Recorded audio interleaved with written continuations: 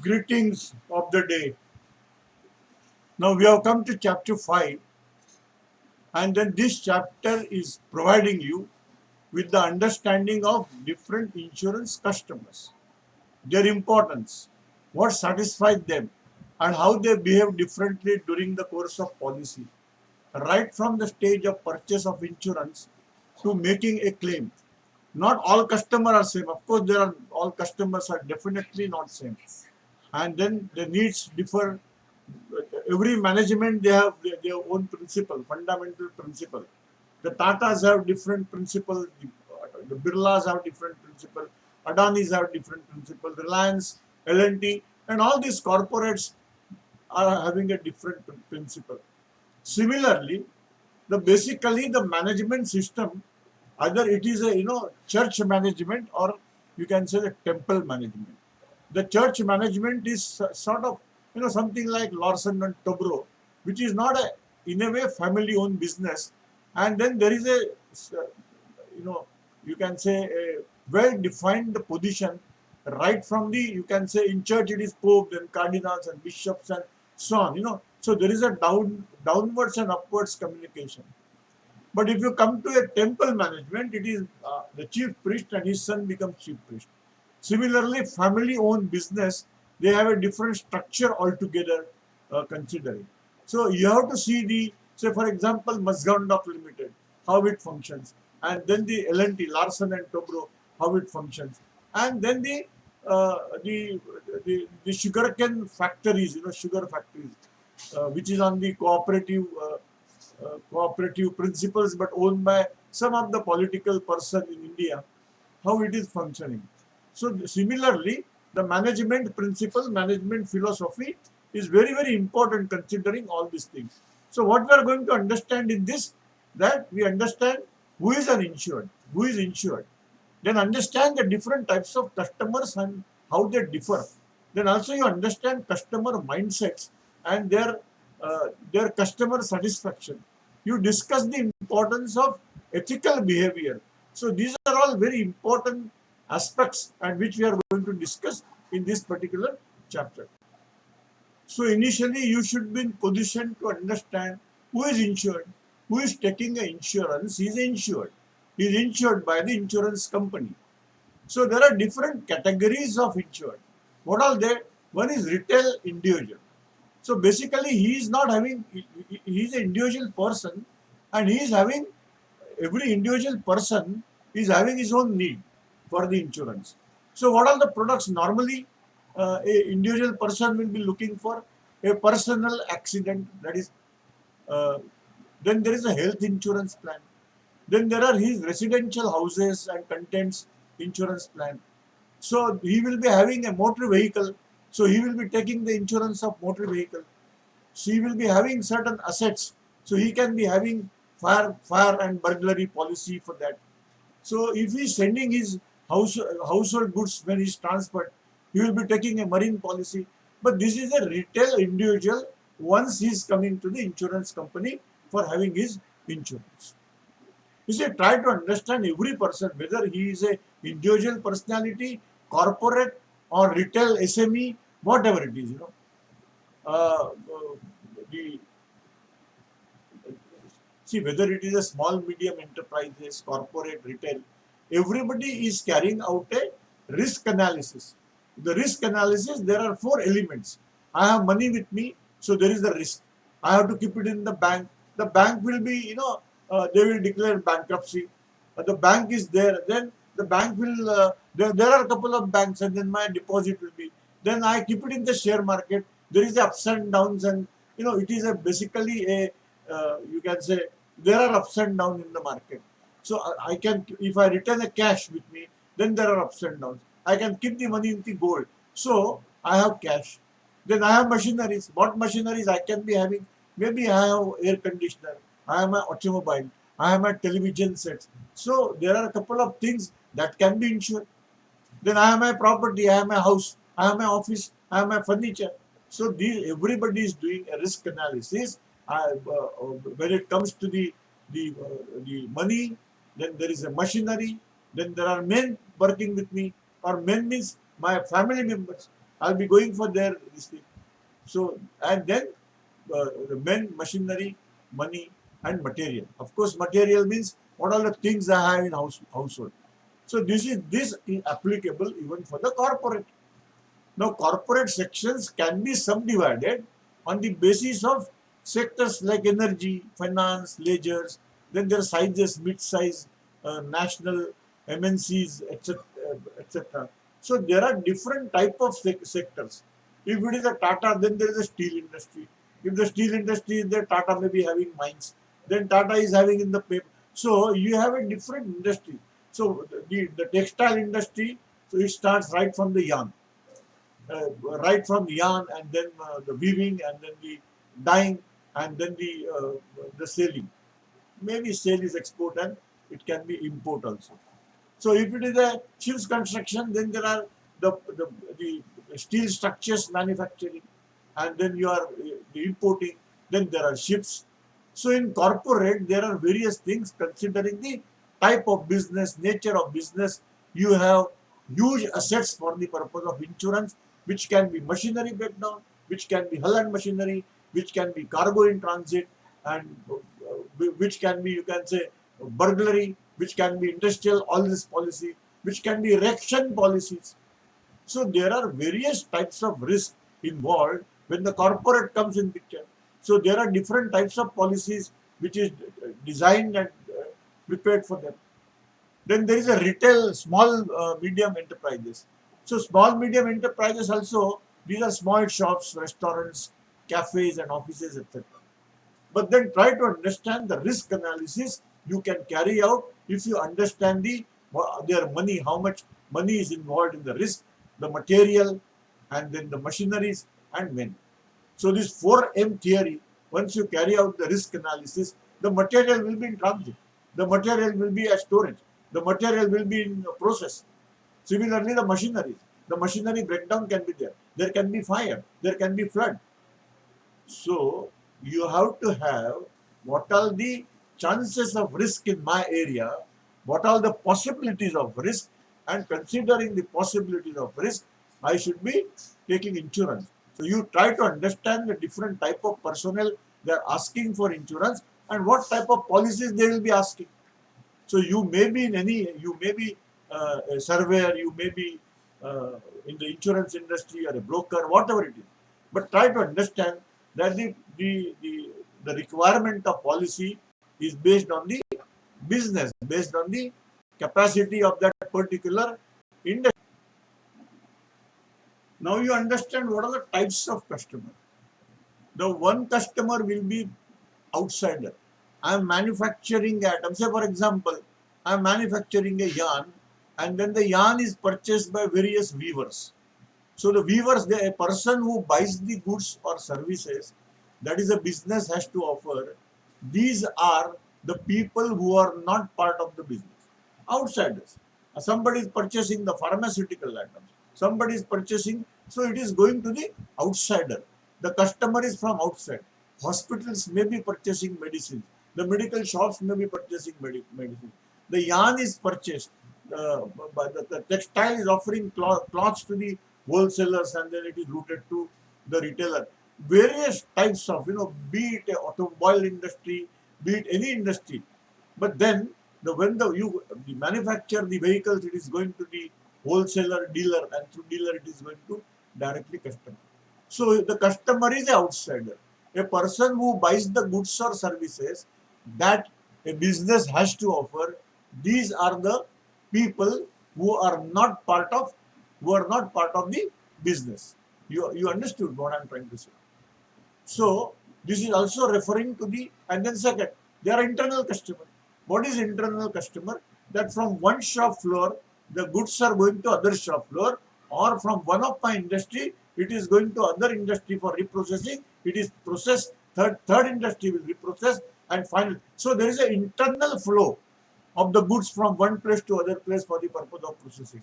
Steel plates are manufactured, but then subsequently from steel plates, the final finished products will be in the my sister concern only.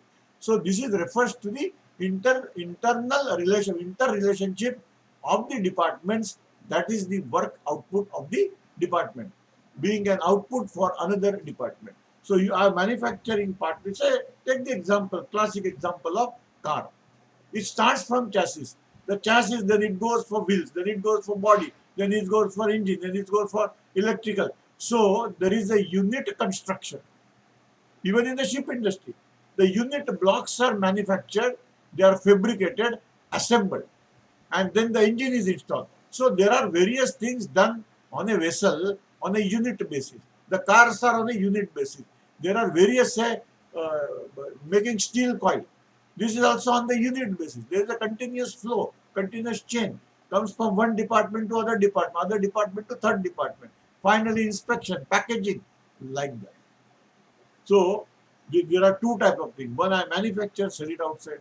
Other is internally, end of day I am selling it outside. But you try to understand the types of customer the insurance company is catering to.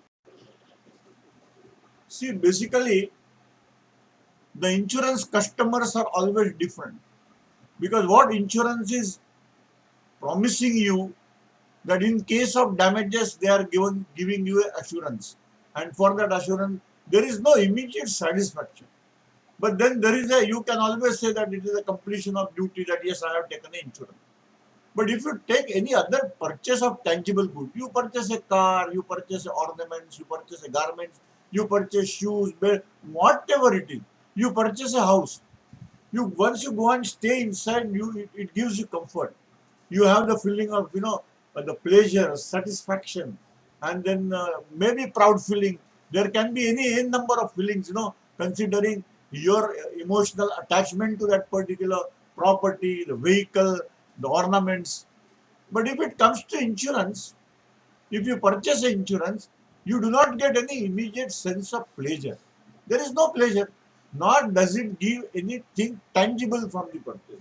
You don't get anything directly from the insurance other than a piece of paper, and there is a promise that yes, in case of accident, in case of problem, in case of medical problem, we will reimburse that one for all the expenses you are incurring. The purchase of insurance is based on the likelihood of the tragedy, and it is not expectation of immediate pleasure. Yes, naturally, somebody will say that taking life insurance. The moment somebody is asking you by selling you a life insurance, there is an immediate sense feeling of death, that the benefit is to my next of kins after my death. It is not giving it is not giving you immediate pleasure. Maybe for my property, it could be a mandatory requirement to have insurance for vehicle. Also, it is always good to have insurance for vehicle, considering the chances that there could be accident, there could be contacts, there could be impacts, etc. But then what the insurance company is based on the likelihood of tragedy. It is based on the probability of that particular thing will happen. It will not happen. There's every possibility. If you are a very good driver, 5, 6, 10 years in your lifetime, there would not be any accident at all. And then yes, but then you are always taking a premium. It is on reducing because there is no accident, etc. They do give you bonus for that because you are good. But then there is no direct pleasure we are achieving out of buying an insurance policy. Similarly, the customer has to visualize the possibility of a tragedy before they seek the insurance. See, basically, you have to have the risk analysis. You have to find out that how much my property is at risk, what can happen, what is the chances of floods, what is the historic background, what are the chances of earthquake in my this thing, what could be a fire possibility. So you have to have visualize, and visualize is you can have the risk analysis systematically based on the risk analysis techniques. Analyze the risk, quantify the risk. That is, suppose there is a fire, how much is going to be a maximum possible loss, maximum probable loss, how much I can retain with me. So this is very important. The benefits of insurance often come in a period of distress to a customer. Yes, my car is damaged, I have to spend money. But even after spending money, I do get a relief from the insurance company, because they will reimburse me at least whatever it is, partly for the repairing charges what I have incurred for damages to my car, my vessel, my ship, my cargo, whatever it is. So it is a benefit to the insurance which is after the damages, after the losses. To understand, you try to understand that whenever the life insurance policy is issued, the mindset of the person who is buying a policy is different. So what happens in case of life insurance, the customer who is buying the policy, he may not be the same customer who is making a claim on the policy. The real value of the life insurance is experience at the time of claim. There are three types of customer basically you try to understand in life insurance. Each has a different mindset because the person who is buying, who gets the proceeds and alike. So let us understand the first one. A person who buys the policy, their mindset at the time of purchase may be one of the reluctance to set aside money which they could spend on other things that would provide more immediate enjoyment. They may also doubt the wisdom of their choice at the start of the policy. Okay. And then, if you see the second one, the person who is collecting the maturity proceeds, they will be happy that they have survived and also may regret that they did not put their money into a better use. It is not question of better use, but the life insurance is basically is not giving you much profit on your investment because they are covering your life. After taking policy, if the death is after 2 or 3 years, uh, you might have paid only one or two premium, but the entire amount what they have insured, they are paying you. So that is the benefit what you get. But when you survive, when they, it is always good that you are not your family. You could complete your all duties in your life because death end of day it is imminent. You can't avoid that. But then many times they feel that, Arey, yaar, instead of putting money in life insurance, if I would have put money in share market, the return on the investment would have been much more. So there is every possibility that these people would regret. The third one, it is the person who is receiving the death claim. This person, while dealing with the death of a loved one, will also be feeling relieved from anxiety. It is knowing that they are receiving money, perhaps wishing it was more, and will be grateful the help they have received. They will be grateful to a person who has taken the insurance. So there are different mindset when there is a life policy taken by a person, whereas this is not the same in other insurance. So why it is? You see, basically, when to have a very good social environment, the life insurance and then the supporting to the family structure, the society structure, it is very very necessary. That is the reason government is also trying to give certain policies for the death, and there are certain pensions and certain there are various yojana for this particular thing. So why it is necessary to buy the general insurance? Try to understand. It is necessary to buy insurance. So if it is a motor policy, then in motor policy, the insurance, the law requires it is mandatory. Of course, there are two types of policy. One is only third-party liability, and other is comprehensive. In case of third-party liability, it is must because what happens that if you knock down someone, there could be a huge liability considering his life, his value of the life. And this is an award given by the court, and then there has to be a compulsory insurance which is mandatory in the in India. Then there are lenders such as banks required insurance of mortgage goods as security. You take a loan on the motor, you take a loan on your house, you take a loan on any of the things from the bank, then they will say that you insure it. Because sometimes when you take a loan on a vehicle and that vehicle is a total loss, then you will say, I would not pay. Why should I pay? Because it is a total loss.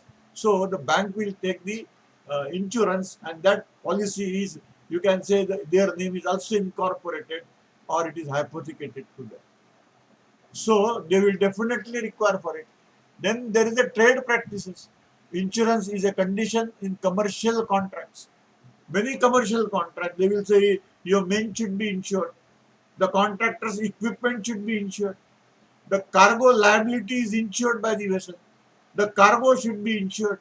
The bailee who is keeping cargo there, they are insured.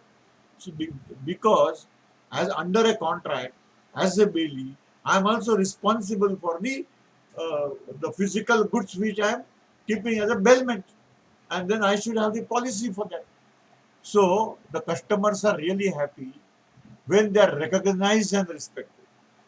You see, you give them, you recognize them, respect them, uh, make meetings with them, make lectures for them, make the awareness for them. Their feelings and views are not ignored. Whatever they are trying to suggest, you are admitting, you are accepting it, and it is not ignored. They are not taken advantage of. You are not trying to take advantage of person who is not knowing about the insurance. You are not charging the higher premium. You are not charging. So you are not trying to. It's a business of good faith. End of day.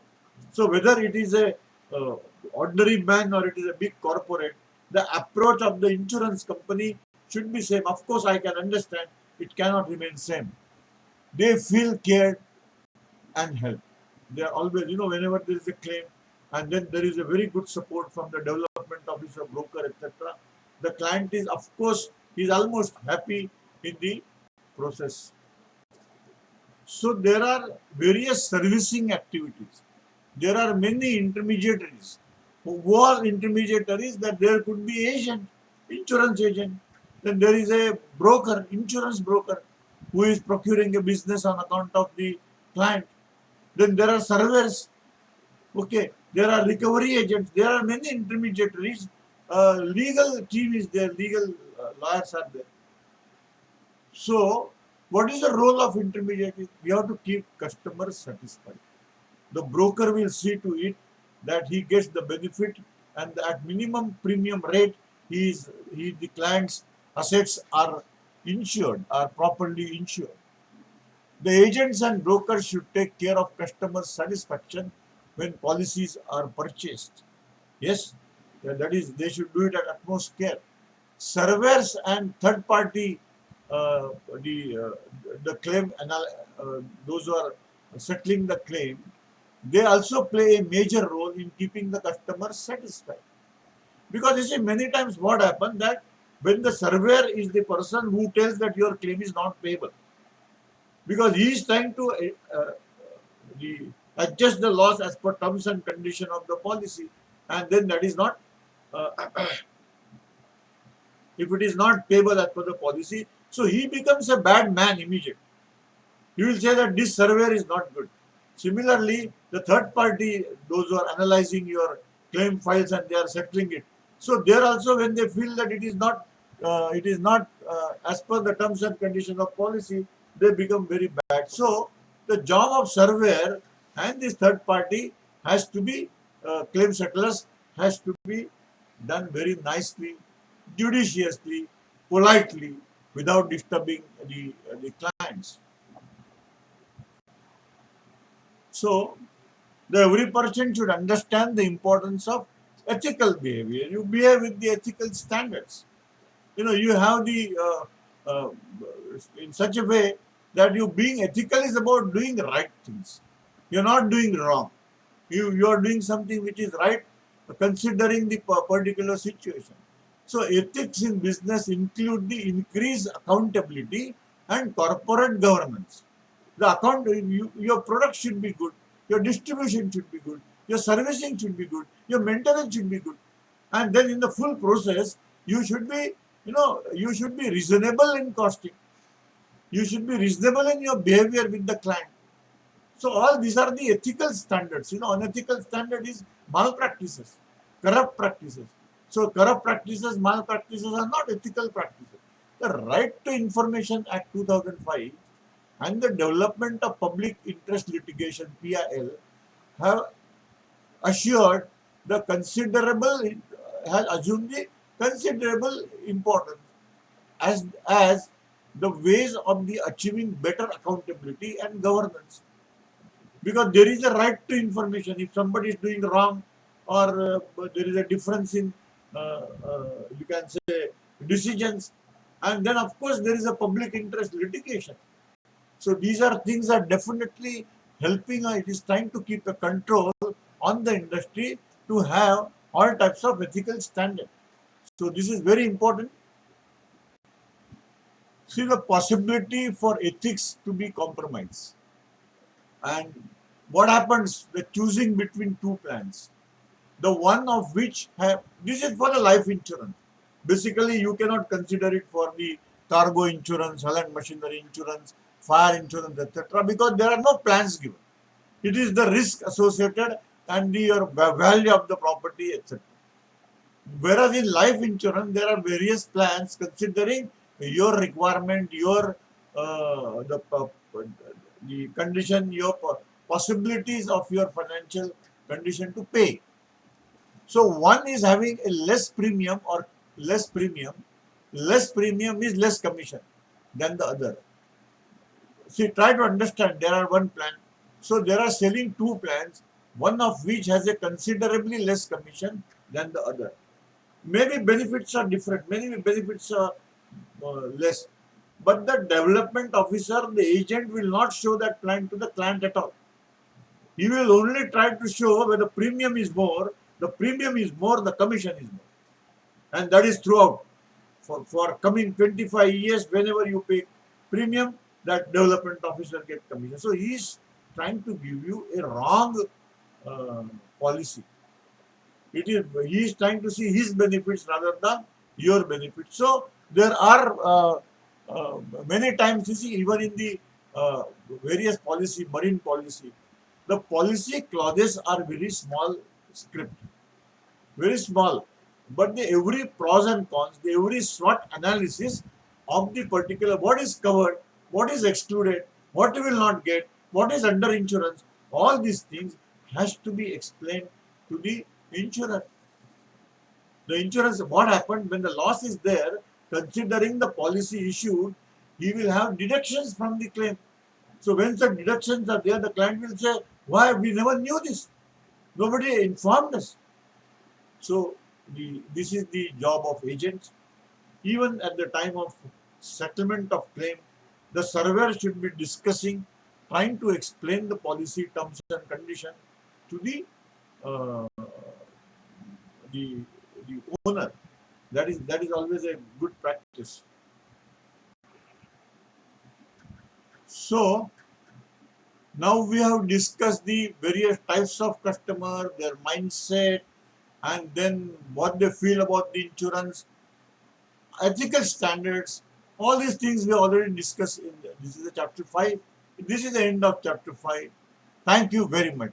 See, all these contents of this video are for general information or use. They do not constitute advice and should not be relied upon making or refraining from making any decision. In case of any omissions or discrepancy, information in the original records will be final and binding. It is also not guaranteed that information in this video is up to date and ultimate. I have prepared this presentation for educational purpose to the best of my knowledge and ability. This is basically from the book where you can prepare for the examination, and for that I have prepared this presentation. This is the, you can say, the summary of chapter 5, what I am trying to say. You should be always solving the MCQs given, certain questions what they are asking, try to solve independently when you are studying it.